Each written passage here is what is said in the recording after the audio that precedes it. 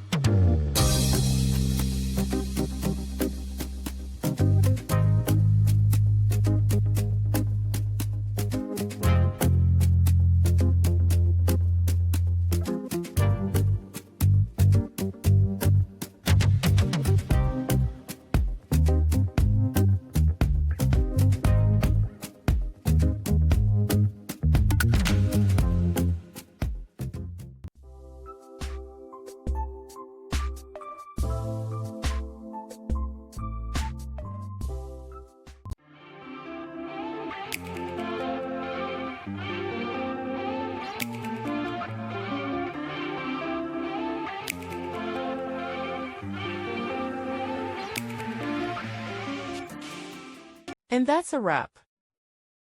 I hope you found the answer you were looking for. If you did, take a second to hit that subscribe button. It really helps out. And let me know in the comments which solution worked best for you. See you next time in the debug zone.